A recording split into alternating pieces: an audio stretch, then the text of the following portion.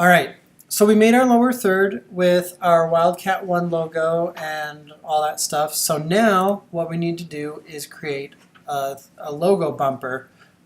What this is going to do is serve as a transition element. So if we're doing a news program, we do this swirling graphic that comes on the screen really fast, reminds you what program you're watching, and then leaves. And then when it leaves, we cut to where we are magically in the new place, the new off-site, out of studio, or wherever, with a correspondent, what have you. All right, so let's create a new comp. This comp will be, I'm going to name this one underscore logo bumper. Okay, the underscore means this is going to be a main composition that I render. It's 1920 by 1080. I'm going to make this 3 seconds. The animation only needs to be about 2 seconds long. So I'm going to start with a comp that's 3 seconds, so I have a little bit of room on each end to play with. So if I click OK, I have a clean slate. All right, so I have a solid that I've made already based on the color of the logo. I'm going to bring that down and use that as my background.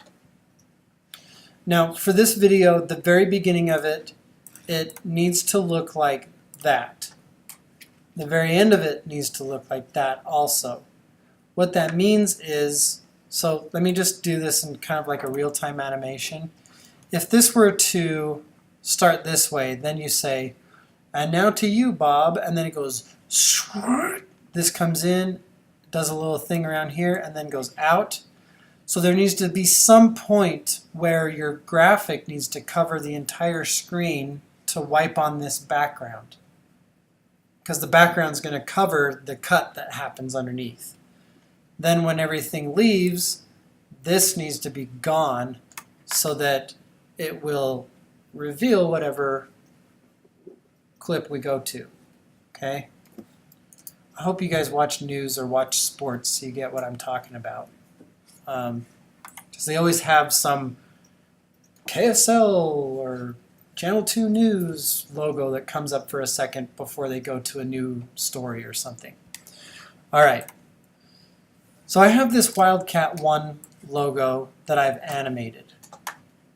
Remember how I said with the redraw, if you click on this, then as long as every pre-comp has that on there also, it's going to redraw that so that if I make this much bigger, see how that's still crisp?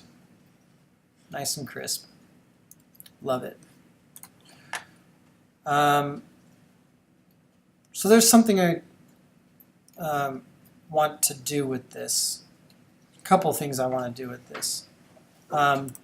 I'm actually going to duplicate this Wildcat 1 logo comp because I am going to turn certain layers off. But if I turn layers off in this comp here, then it'll affect my lower third because it's also in the lower third. See, it just disappeared from there and it disappeared from my logo bumper. So let me undo that. I'm going to duplicate the Wildcat 1 logo and I'm going to rename it Wildcat 1 bumper logo. All right, so this Wildcat and the 1, they're still the same, but now what I want to do is with this Wildcat 1 logo bumper, I'm going to just turn this claw layer off. Okay.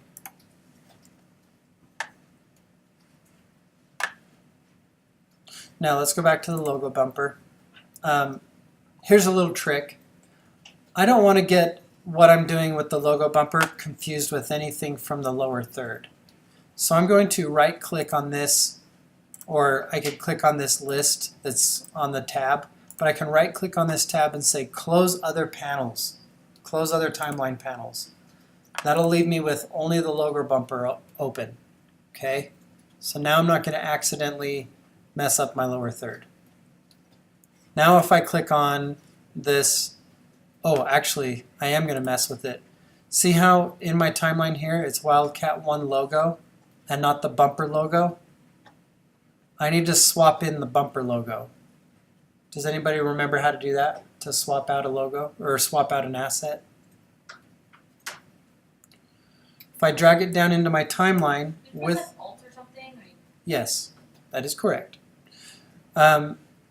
With this layer selected, the Wildcat 1 logo, I'm going to drag the Wildcat 1 bumper logo down into the timeline holding Alt. And then when I let go of the mouse, it'll swap that asset out. I'm going to duplicate the logo and I'm going to swap it out for the Wildcat 1 logo again, because now what I'm going to do is draw another mask around this logo so that I can, or draw another mask around this new claw so that I can isolate that claw again. Now what I'm going to do is have the claw do a little whoosh.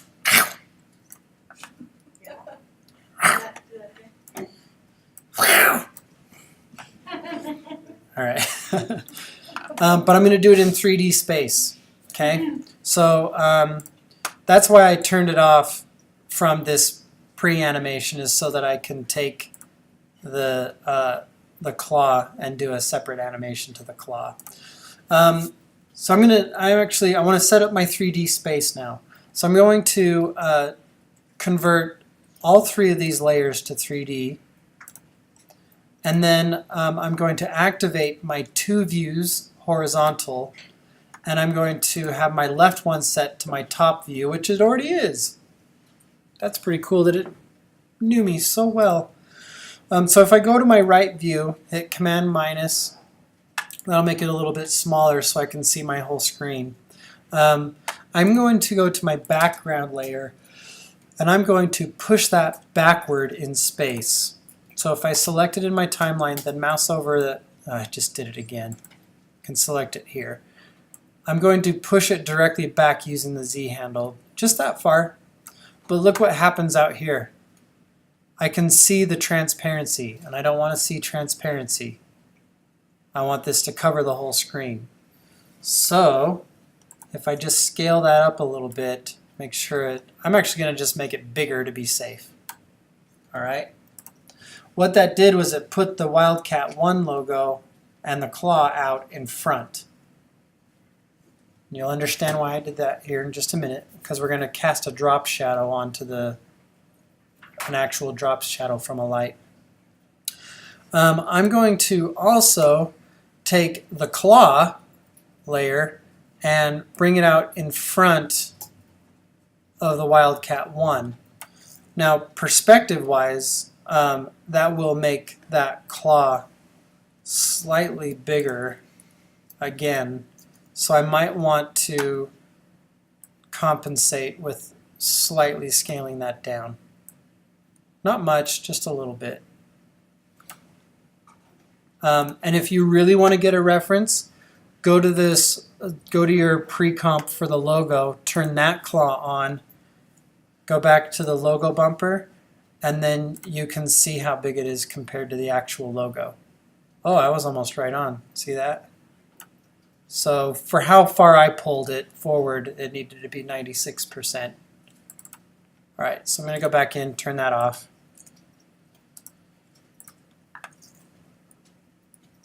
All right, so I have this set up. Now I need a camera, because I need something for this to move around. So I'm going to right click in the negative space in my timeline here, select New, Camera, and then I'm going to make this a 50mm camera because I like those. Click OK. And now I I have this camera. If I go to my top view, zoom out a little bit, hold spacebar to convert it to my hand tool, reposition it so that I can see everything in the frame here. Zoom this one out so I can see that. Now I can see everything. I'm going to change the position of my camera, P. In the Z value, I'm going to drag it so that it just sits a little bit closer. Now, something just happened. My Wildcat 1 logo didn't move. The reason for that is these two pre-comps, they are redrawing their pre-comps, which are adopting all the settings of the internal layers of that comp, which means all of these layers need to be converted to 3D in order for them to work. Hopefully that didn't just blow your mind too much, but we need to go into both of these pre-comps and change all of these layers into 3D. Okay? Don't change anything else, just make them 3D. I'm going to hit Command W to close those. Now, it just popped forward. Let me change the position of the camera again. You can see them moving forward.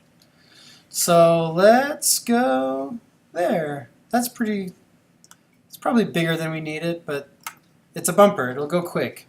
We need to make sure that our audience remembers that this is Wildcat 1. So watch what happens when I rotate this camera around. See how the claw is out in front? And you can see the background behind it.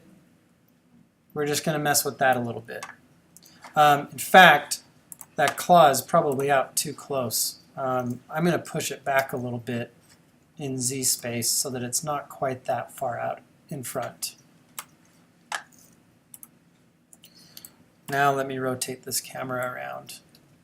Okay, that's less extreme, so that's better for me. All right, now we need to decide how we want this camera to do a little rotation around the logo. So the reason why I'm adjusting the position here now is because if I grab the camera using its handles here, it's going to move its point of interest as well. So when I'm moving the camera here, it's keeping the point of interest on the logo, and that's what I want right now. Okay, so let's just have it do a very slight position keyframe here. Then let's have it start maybe right here, and then go a little bit later, and then have it go from there to there, and maybe down a little bit. That'll be pretty epic. It just kind of goes down. And then I'm going to move it a little bit closer so that it's kind of growing too. So now, check out that movement. So I've got my camera movement. That looks good to me.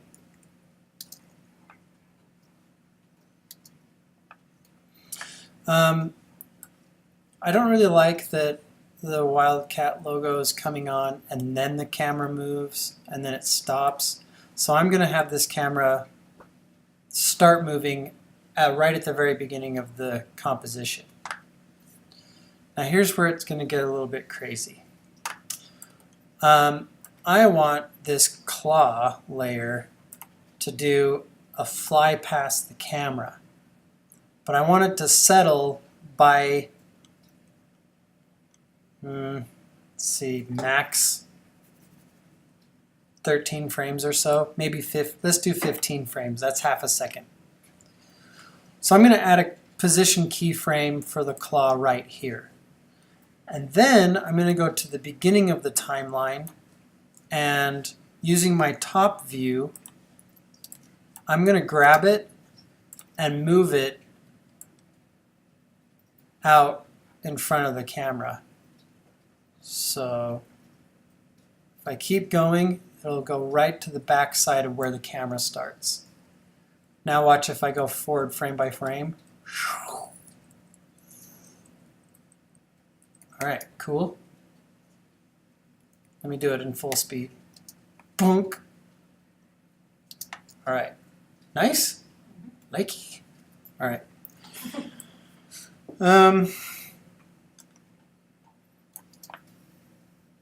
Okay, that's all right. Let me add some easing to this one. You know how much I love the easing.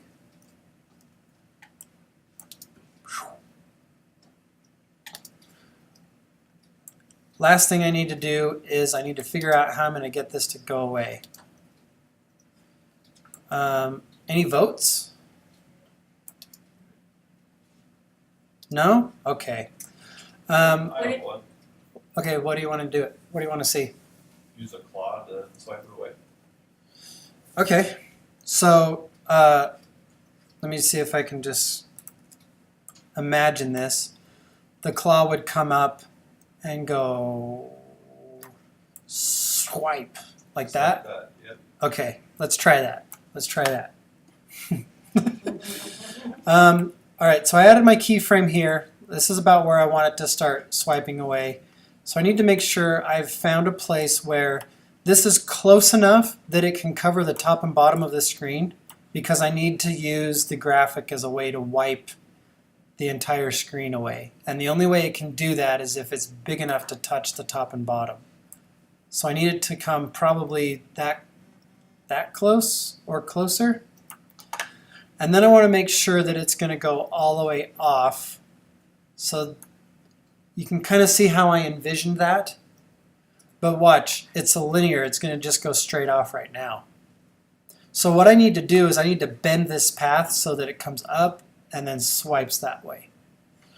So I'm going to take over in my top view, see this handle right here and this little dot right there, like it's a thicker dot. Those are my handles to bend this position around. See what it's doing here? And see how it's curving this line over? So if I grab that, pull it that way, then hopefully by the time it gets there, it will do a swipe across. All right, but we need it to come closer faster. So let me pull it this way so that it'll come closer.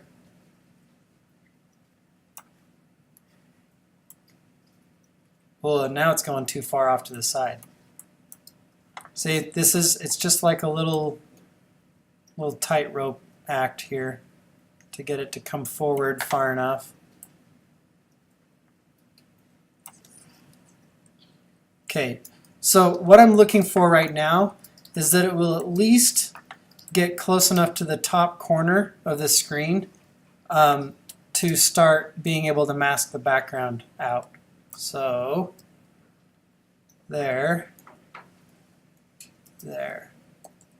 All right, that's almost close enough. Let's drag this one.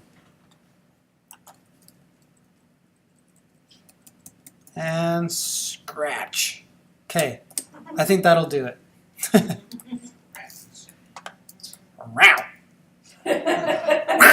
You should record your voice doing that and put it in as a sound effect. All right. Have that be the last So- day of class we all like. All right, so that works. That's working out pretty good, I think. Now let's do something tricky. Let's do something tricky with a track mat. I'm going to make another solid layer. Just to actually, I can use one of the solid layers I've already got. Let's grab the gray one. Just why? Come back. Where did my project panel go? I closed it on accident. Project. Where are you? Down at the bottom. Oh, there you are. Come back to me. All right. I'm going to drag this. No. I'm going to. Okay, what I have to do is make this gray solid follow the claw.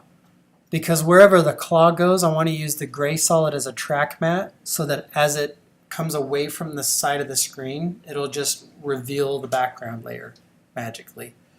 Okay, so I'm going to duplicate, now that I've got the motion of my claw, I'm going to duplicate this claw layer and replace it with the solid layer. I'm going to delete this mask. This is getting convoluted, I know, but if I stack this below and then draw a mask around the inside of this claw layer on the gray solid, then it'll do something really fun.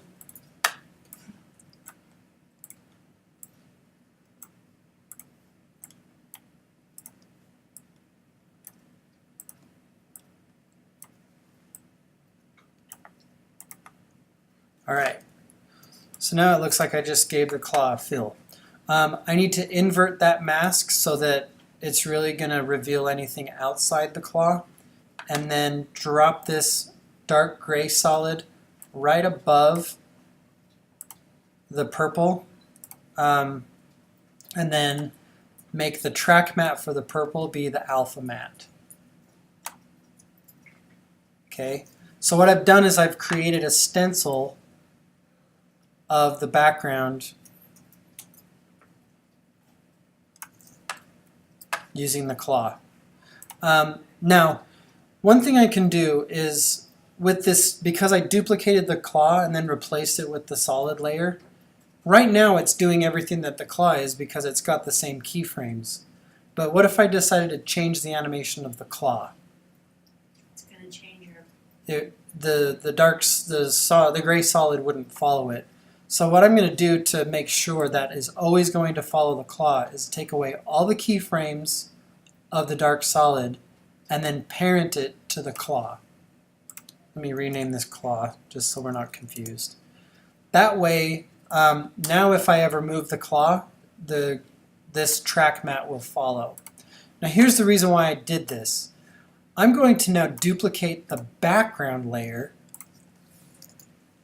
and then place it in the background, the very bottom. Turn off this track mat setting, which now when I turn it on and off, it's becoming visible and invisible again.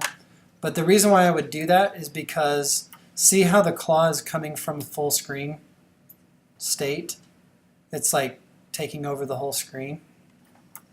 If I add a transparency keyframe to this and then faded it in, then let's pretend our announcer is right. Actually, I'm going to show you Bernie. Let's do it with Bernie. Bernie would get covered up by that graphic, and then we could fade the additional background layer in on top of him as the claw settles into place. So it's like a full screen wipe. Is that making a little more sense now as a transition? Wildcat 1. Ah! Okay, now what we got to do is as the claw comes this way, let's turn, we need to make the background layer then disappear this way. So right here, let's just end these two because we've got this background layer. Actually, we could end that as soon as this background layer becomes opaque. These two are now unnecessary because we have this background layer. Now what we have to do is from here to here, find a good way to wipe this background layer off. How would you do it?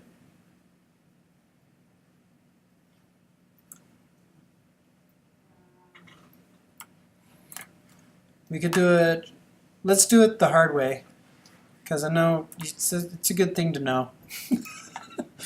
The hard way. I'm going to do it frame by frame by rotoscoping a mask.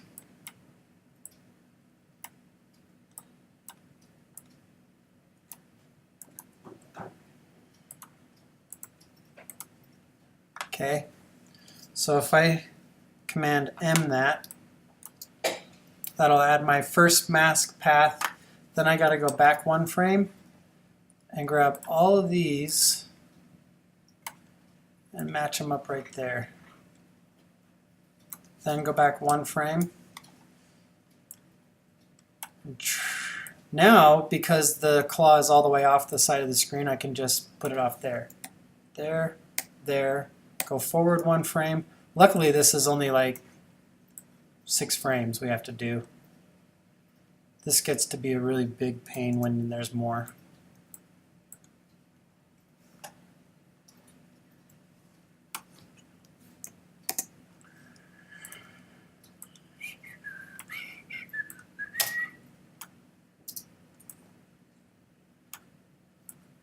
Oh, I messed that up.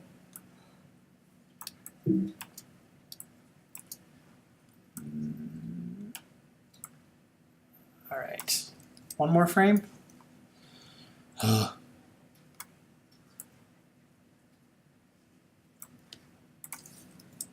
So glad this isn't like my entire profession.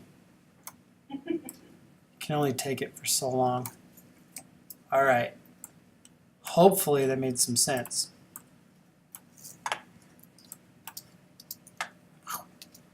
All right, now we also need to get it to cover up the Wildcat 1. So, remember back in the day when we created this solid that would follow the claw? Remember that? Let's duplicate that. Let's move it over here and have it start when it's supposed to start covering up the Wildcat 1 logo, and then put it up on top of the Wildcat 1 logo. And then de-inverse that mask, and except for we need it on top of the claw. I don't know, below the claw, above the logo, and we need it to be purple. So let's swap it out for the purple solid. I know, you all stopped following me, but you can rewatch this, right?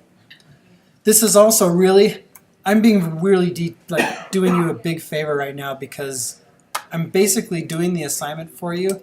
This should just be an idea of one way you could do this assignment.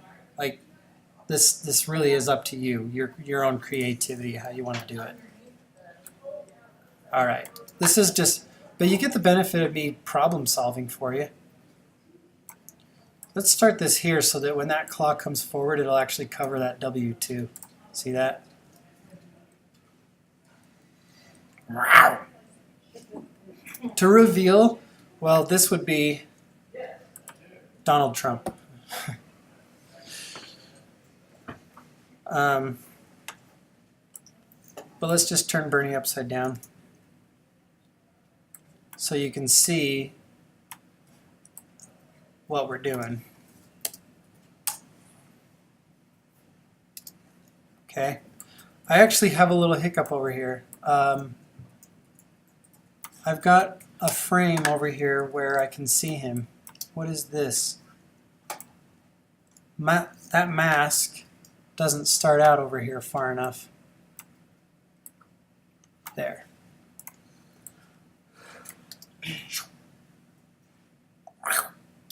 All right. Last thing we're going to do now is we're going to add, well, two more things. We're going to add a light and then create some drop shadow, and then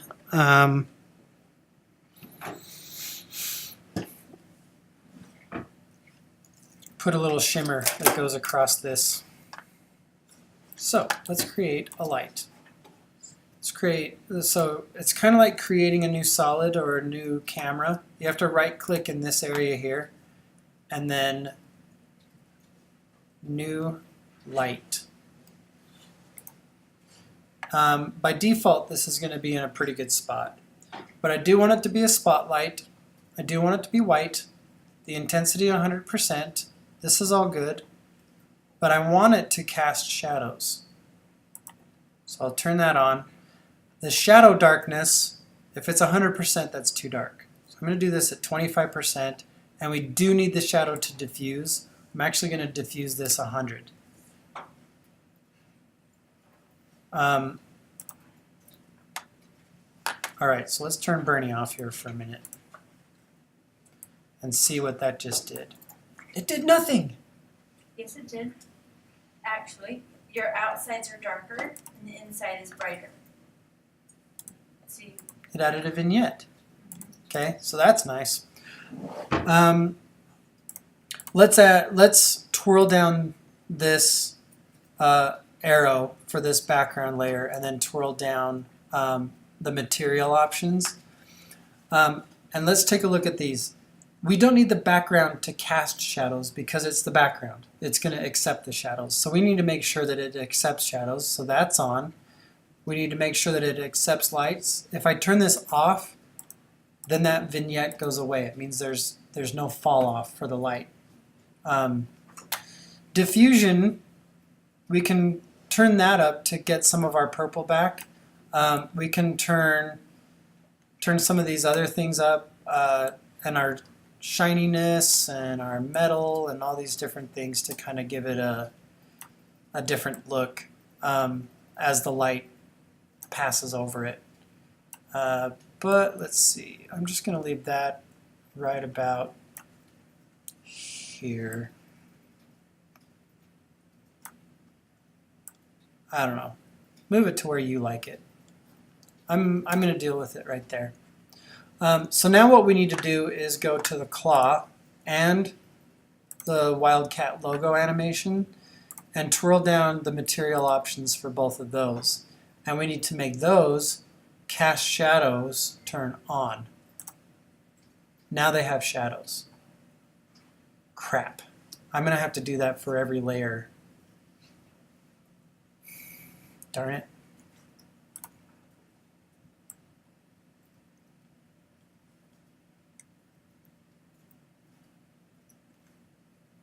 Boing. Ugh. I did bad. I did bad. I did bad. I did bad. I need to change all the material options for this layer also. Make them match. So what did I get here? 90, 47, 64, and 40. 90, 47, 64, 40. No.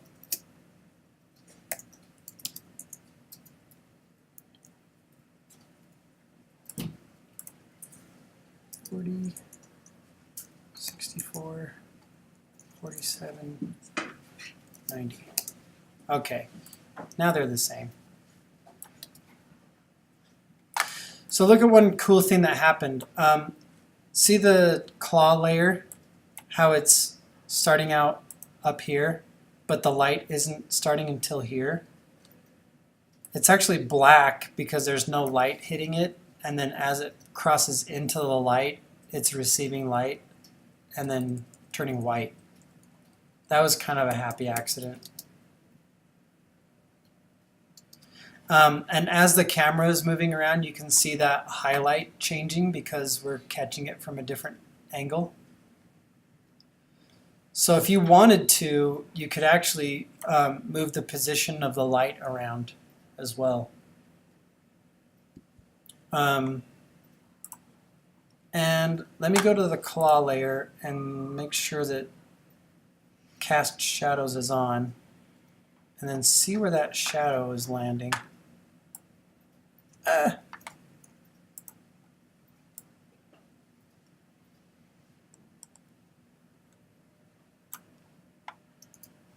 don't think my shadow is very dark. Either that or let me pull this light back. See if I can get that drop shadow to land.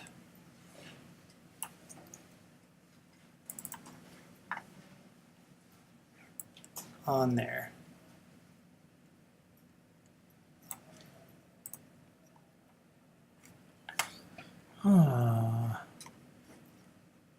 Cast shadows, accept shadows. Accept shadows.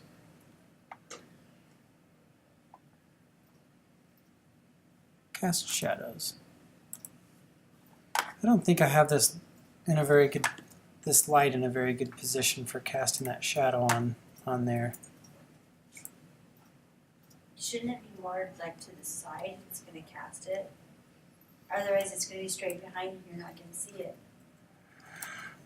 Well, I think the track mats are kind of messing it up a little bit because I was trying to be fancy, show off. Let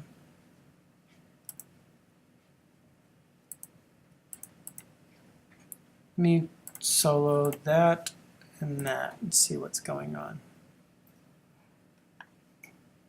I thought I covered it. Oh, it's not on.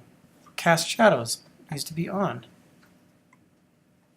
Still not seeing the shadow though.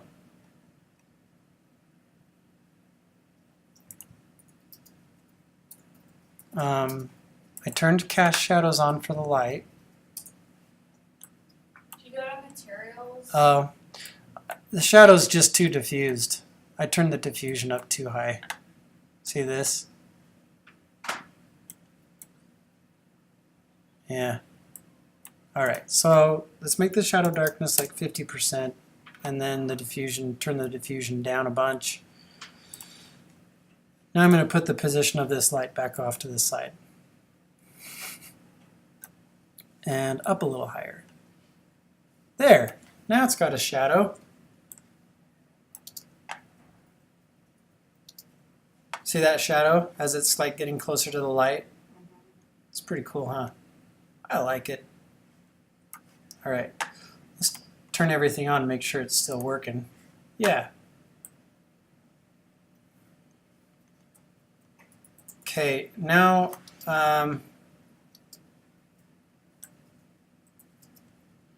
going to do one more thing because this claw's coming out in front. I'm going to take the Wildcat 1 logo and I'm going to add position and rotation and just do something fun with that too. Maybe just have it kind of coming forward and then rotating a little bit.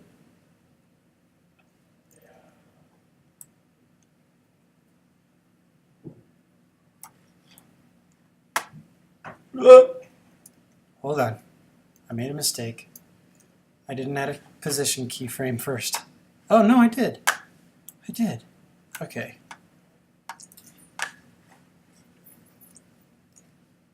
Maybe it could spin around backwards and disappear as it spins around.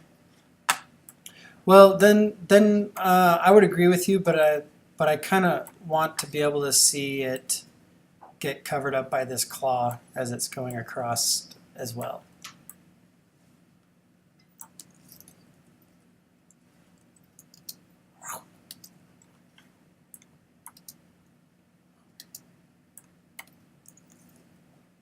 All right, let's ease those first ones.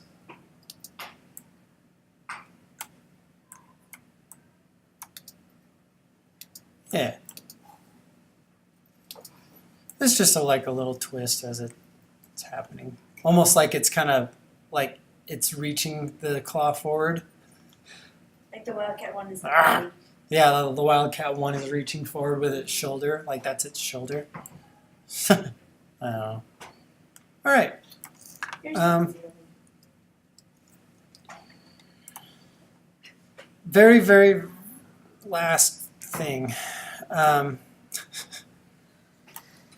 Let's add a little. Let's add a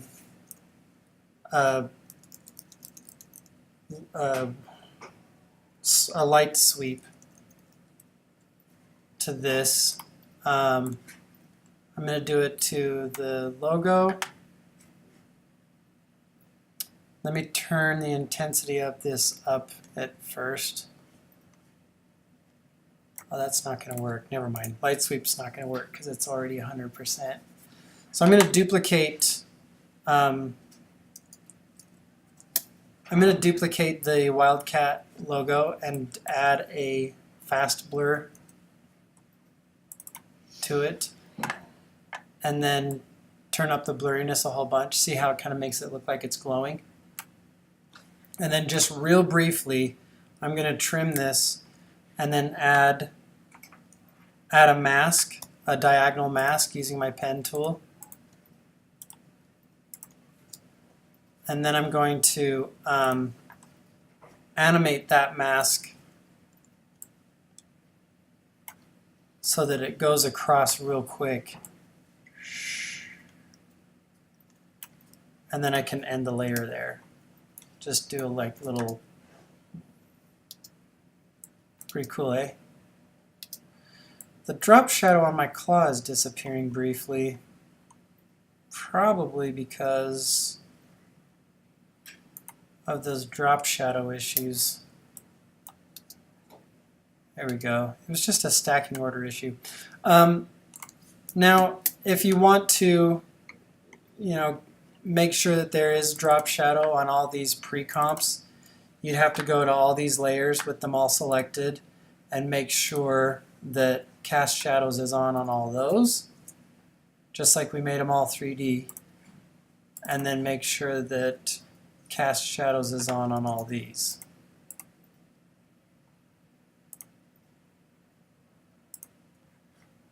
Then hopefully on the logo bumper they're all casting shadows. Come on, renderer. Yay, they are.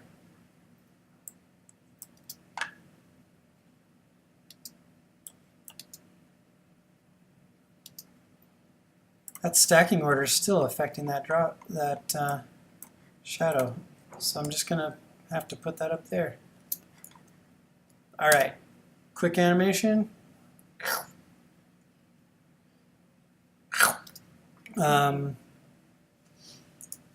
One last thing that might help this is to turn motion blur on everything.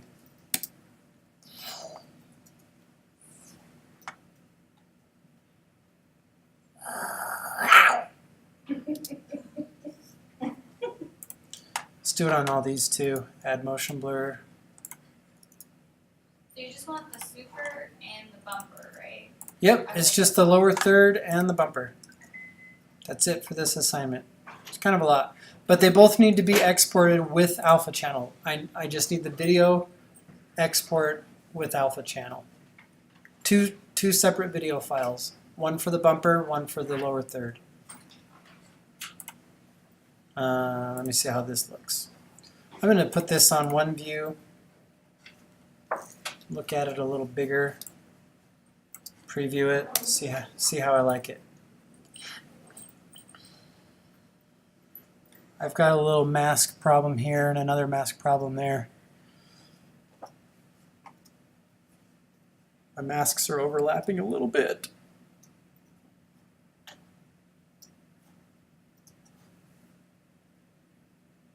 What do you think? Don't get too intimidated.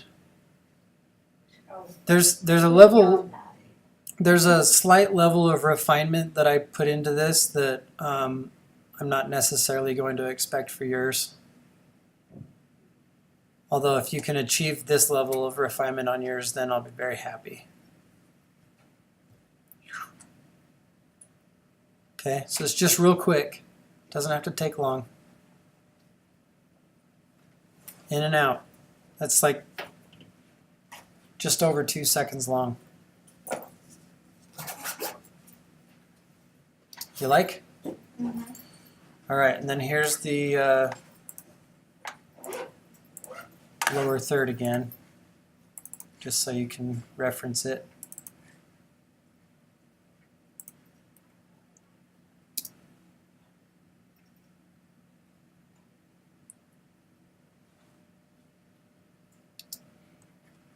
Now remember how I said it'd be kind of fun to like have the claw go across and wipe all this stuff off? Well, at about 7 seconds, what you could do is pre-comp the two text layers, not the claw, and all of this stuff. Turn this into a lower third pre-comp.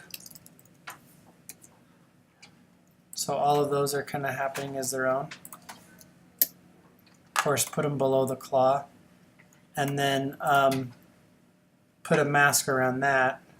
No, let's do a track mat. Track mats are so much easier, you guys. So if I place that right there, parent it to the claw, turn it into a track mat for the layer below it.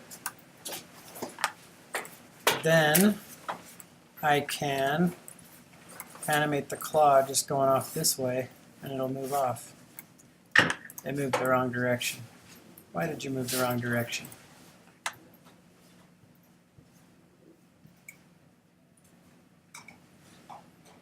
Oh.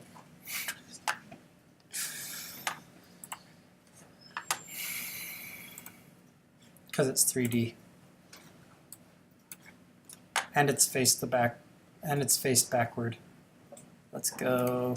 Let's make you 3D. Now it's moving with it.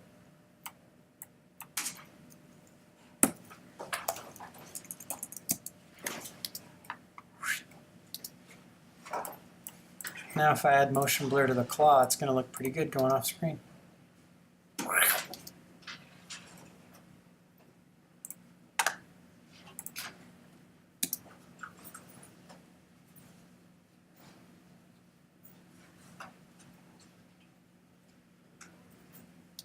Okay.